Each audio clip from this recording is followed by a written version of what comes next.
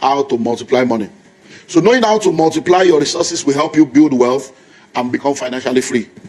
You make money by working, you manage money by budgeting, you multiply money by investing.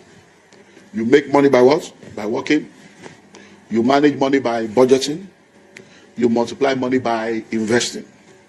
You make money by working, you manage money by budgeting, you multiply money by investing.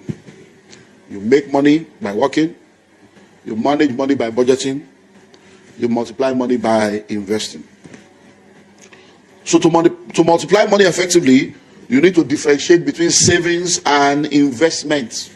It's very, very important. You need to differentiate between savings and investment.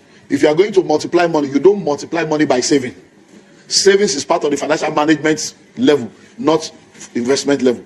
You don't multiply money by savings. You manage money by savings. So savings is part of the budgeting aspect. You know, we've dealt with that last week already. So don't now assume that, oh, I'm saving money, I'm multiplying money. No, you are not multiplying money, because savings is not an investment. So don't equate your savings for investment. You can save for investment, but savings is not an investment. You can save for investment, but savings is not an investment. So that's one thing you need to know. Saving is setting money aside for a purpose. Investing is sending money on assignment for a return. Because if you understand the way finances work, any money you save in the bank, by inflation and devaluation, that money is actually losing value. But you still need to save, because that discipline and culture is required. Because there are financial principles that requires you to save. I've told you already, 6 to 8 months of your living expenses saved up in cash. So you cannot say, I'm not going to save again. No, you still need to save. So a lot of people struggle to save and wonder why they still don't have money to multiply, why they still don't see their money multiply. Saving is setting money aside for a purpose. So an investment is one of those purposes why you save. So like I said, sometimes the interest rate on your savings is far below the inflation. Investing is sending money on assignment for a return. So you save so you can have money to invest, and it's by investing that you multiply money. So everybody needs to save a minimum of 10 to 20% of all their income. And then after a while, you can save 50, 40, depending on a lot of factors. But minimum 10, 20 should be saved. And that money you are saving it for many reasons. You know, last year, I did a series part 1 to 5, developing a savings culture. So if you were not around, you can go to my YouTube channel to see that, developing a savings culture, part 1 to 5. Okay, so you need to be careful where you invest. And that's why we always say investigate before you invest. Investigate before you invest. So investment is very, very important if you are going to multiply money. So let's now look into different places you can invest into, and then we'll continue. Number 1, stocks and shares. Buying into companies to share in their profit. So right now, the Nigerian stock market is doing well. We are back into the boom of the market. And I would advise you not to join the bandwagon like people did in 07, 06, 07, 08. I will advise you not to do that. You need to study the stock market, understand the stock market. Better still get a stockbroker or a fund manager, and then open an account with them, and then let them begin to help you to manage the investment. So you can say, okay, I have 100,000 every month, I have 50,000 every month. You be helping me to decide what stock is good, and then so that they can buy, sell. You have to now decide whether you want to be a stock trader or a stock investor. Those are two different things, so that you can know if you are going for the long haul or just want to trade and do high risk and high return and just turn your money over and move on. So all this needs to be looked into. So when you are into stocks, one thing that happens with stocks is that it is one investment with 3 returns. Buying shares of a company means that the company does not belong to you, but when you become a shareholder, you become a part owner of the business. So by being a shareholder, you become a part owner of the business, and you can now share in the profit of the business. That's what it means to be a shareholder. So that you are working in a company does not make you a shareholder. But buying shares in the company makes you a shareholder, even if you are not working in the company. Because investment is your money is working for you instead of you working for money. So you need to understand that it's very, very important. So it is one investment with 3 returns. So when you invest in the stock market, number 1, you have what we call capital appreciation. So if you buy a stock of a company for 12 naira and the stock increases to 14 naira, you have made 2 naira profit on each stock. That is capital appreciation. That is one way that you make money when you become a stock trader or investor. Number 2 is what we call dividends.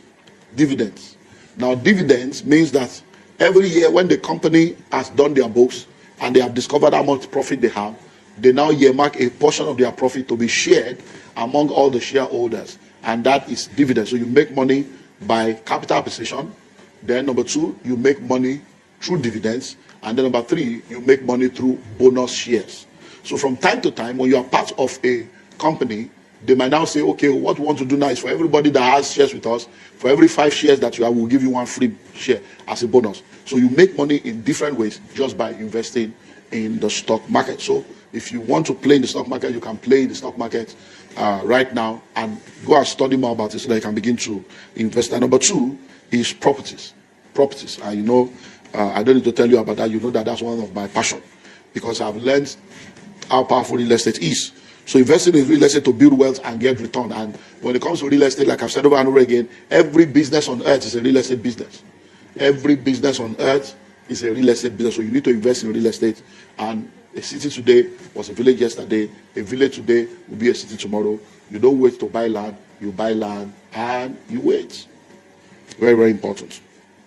Okay, so real estate, so you can do land banking, go into a bush, go into a forest, go into a far place, buy the land and wait for the land to appreciate. And that can help you. So if you have money now, you can do it yourself. You can put money together with a lot of other people and go into fractional ownership and go into collaboration. And then you put the money there and then you see the return. So property is one thing that you can also do. Number 3 is businesses. Building your own business, starting your own business, becoming an entrepreneur is one way that you can invest. So that instead of the money just sitting there in the bank or the money being spent and wasted, you invest the money into business. But one thing you can also do is not just your own business, you can also invest in other people's business.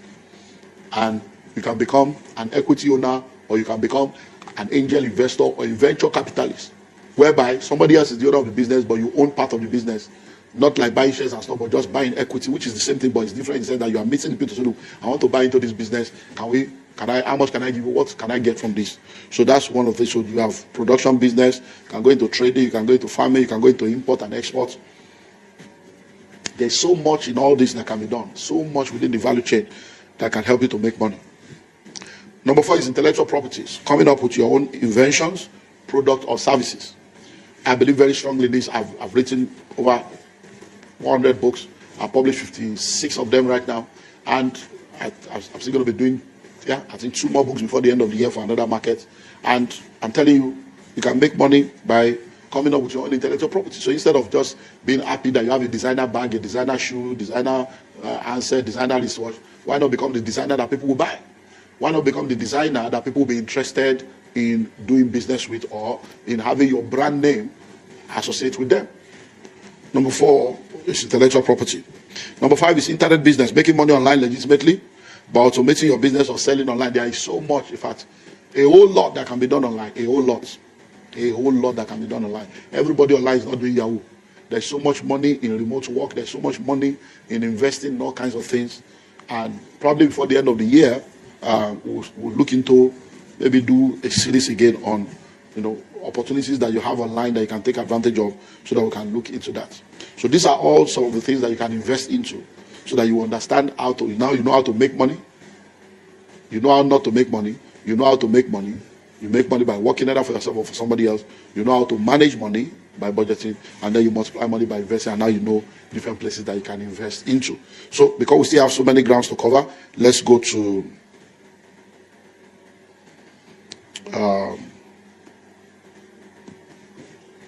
the next session, the new rules of money. The new rules of money.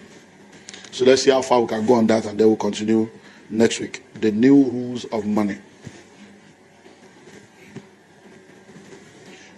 Well, we have said it over and over again. Change is the only constant in the world that we live in.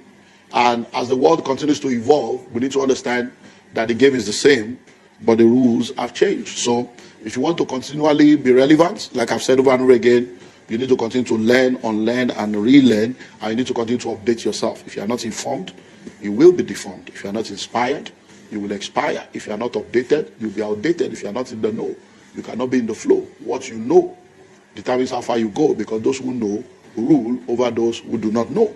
So you need to ensure that you do everything you can to continue to update yourself. So when it comes to this issue of money, there are new rules of money. Now, doing the same thing over and over again and expecting a different result has been discovered to be another definition for insanity. And because we are not insane, we need to know that the world is changing, rules are changing, and there are many things that were not available before, that were not part of our world before, that are now available, and they are part of our world. So in the world of finances, there are 8 new rules that are now part of our lives, and I want us to explore these new rules one after the other. So number 1, the first new rule that you need to know is that knowledge is the new money. Knowledge is the new money. I remember when we're looking into where money hides, I've shared a lot of things with you. I remember sharing with you my experience when I was traveling in the 90s, in 1997. The nothing to declare, something to declare story. What had happened was in 1997, my first trip to the UK was in August of 1997. And then I went back in November of 1997 because there was an opportunity for me to begin to sell home videos, music, and books to supply different stores in the UK. And by the time we got into 1998, I began to go to UK 4 times in a year. By 1999, I was going to UK every 2 months or thereabouts because I was now a major supplier of all this material. But what had happened was, when I go with lots of bags, 14 bags, 16 bags, and I was carrying a lot of load, but I was making money, but not as much as I began to make when I began to sell knowledge instead of selling products. By 2003, I was invited for a major event in the UK where they paid for my business class ticket, paid me a speaking fee, and the money they paid me was more than the money I used to make when I was carrying all those bags. And in one of the times I traveled to the UK, I realized that because of the load I carried at the airport, you have something to declare, nothing to declare. I went through nothing to declare, and they said, no, come this way. And that's why I realized that there are some things that are tax-free, that are taxable and all those stuff. But I've shared the story before. But now in 2003, when I went in, I just went in with my suit bag and rolled in. Nobody stopped me for anything. But this time around, I had nothing physically to declare because what I wanted to declare was already inside me. I had become the mobile money. So knowledge is the new money. If you look at life today, you realize that the rich people today are not industrialists. They are not agrarians. They are not, no, the rich people today are people that are trading in ideas, trading in intellectual properties. So knowledge is power, ignorance is darkness. Those who know will forever rule over those who do not know. What you know determines how far you go, because information is the key to transmission. So money flows like a current from those who don't know to those who know. So one thing that you need to understand is that in the world that we live in today, give attention to knowledge. Once you know, those who don't know, they will pay you for what you know. That's it. Knowledge is the new money. So instead of looking for money, seek knowledge. When you seek knowledge, you will have value.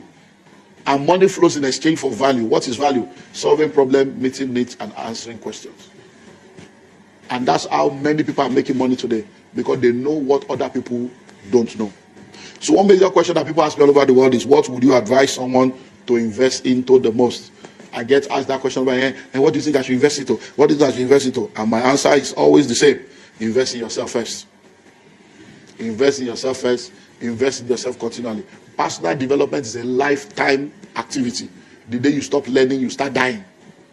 So invest in yourself. Make your personal development a lifetime project. Make your personal development a lifetime project.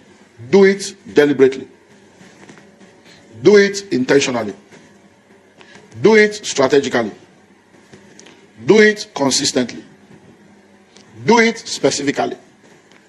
Do it generally. So number 1, do it deliberately. Be deliberate about getting knowledge. Be deliberate about your personal development. I'm telling you, be deliberate about that.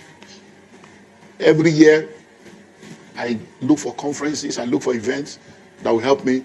I read one book every week. I've done that for over 30 years. I go online, I watch this, I read this. All manner, just development, deliberate. Do it intentional, be intentional. Okay, this year I'm going to attend one conference. This year I'm going to attend 2 conferences. This year I'm going to read one book every week or every month. Do it strategically. Be strategic about it to say, okay, I will do this for this area of my life. I will do this for this area of my life, so that you will not be feeding only one area of your life and you are not feeding another area of your life. Because the area you feed is the area that will grow. What you feed is what will produce. Then do it consistently. Don't give up. I'm still learning. I'm still learning. So, by the time I return from this trip now, I'll be returning as a better version of myself. Why? Because of the conferences I'm going to be attending.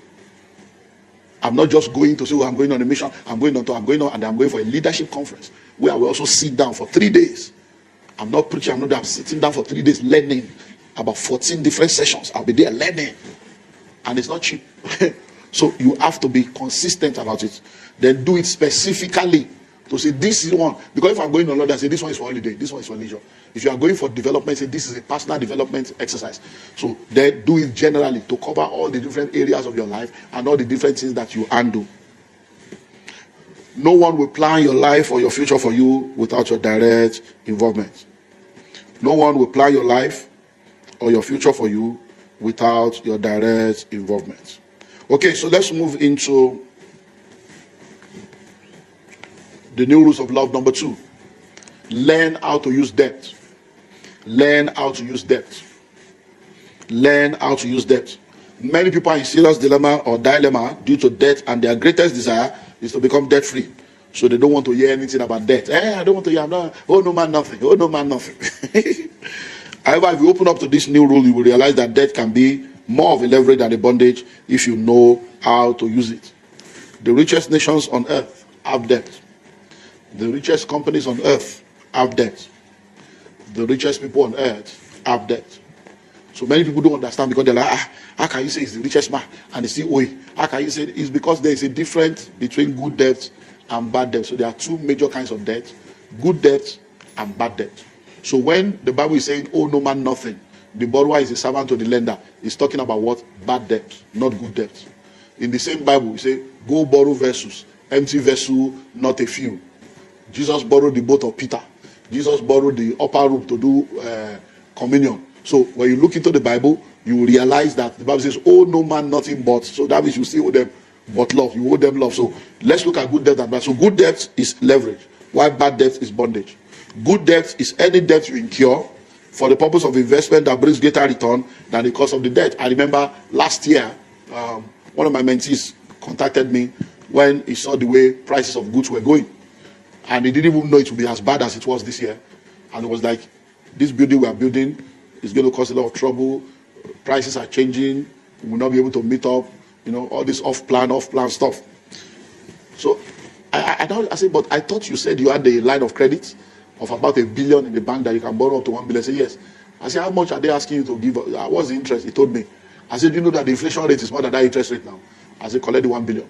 Finish the project. Collect the $1 billion, finish the project, so that at least you are sure the project is ready. Then you put the interest and everything on top and sell as you have completed. He obeyed. He did that. Who will have known that cement will go from 3.5, 4.5, 7.5 to 13, 14? Who will have known that iron rod, gravel, everything will go the way it's going? So who will have known?